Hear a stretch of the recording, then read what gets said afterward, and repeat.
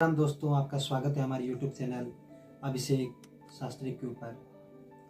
दोस्तों, आज हम बात करेंगे कि किसी व्यक्ति की कुंडली के अंदर जो ग्रह होते हैं वो कैसे सोते हैं और उनका क्या मतलब है और उनके उपायों के बारे में।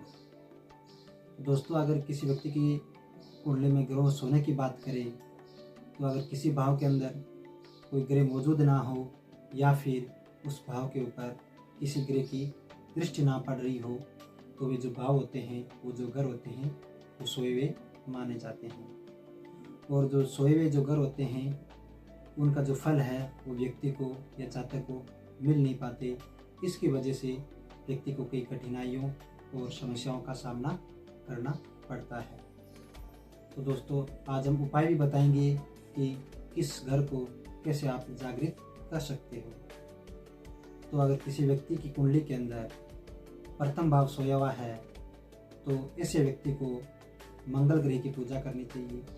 हर दिन मंगलवार का व्रत रखना चाहिए और विशेषतः मंगलवार को हनुमान जी की विशेष पूजा करनी चाहिए।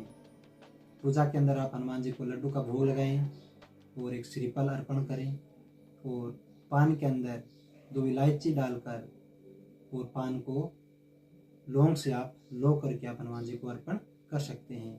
ऐसा करने से आप देखेंगे कि आपका जो भाव है, जो फर्स्ट भाव है, वो जागृत हो जाएगा और आपको शुभ फल प्रदान करेगा। अब हम बात करते हैं दूसरे भाव की।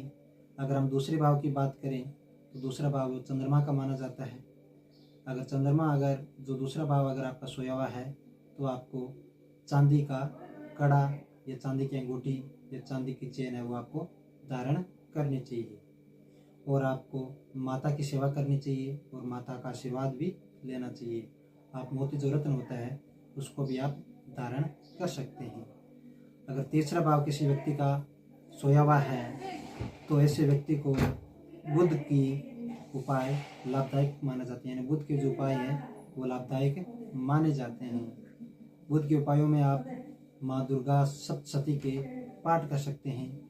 माँ दुर्गा सप्तशती का पाठ करने से आपको जो तीसरा भाव है वो आपका जागृत हो जाएगा और आप हर बुधवार को गाय को हरा चारा खिला सकते हैं।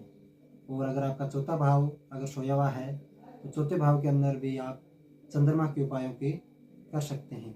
चंद्रमा के उपायों में आप चांदी का कड़ा, अंगूठी या चेन धारण करें, मोती का रत्न धारण करें और विशेषतः आप शिव जी को दुग्ध अभिषेक स्नान कराएं या गन्ने के रस से भी आप अभिषेक करवा सकते हैं। और आप किसी गरीब या ब्राह्मण को श्वेत वस्त्र, चावल और एक शंख दान कर सकते हैं। और दोस्तों, अगले भावों की हम चर्चा अगली वीडियो में करेंगे। अगर ये वीडियो आपको पसंद आया हो तो आप इसको लाइक करें, चैनल को सब्सक्राइब करें और शेयर करें। धन्यवाद।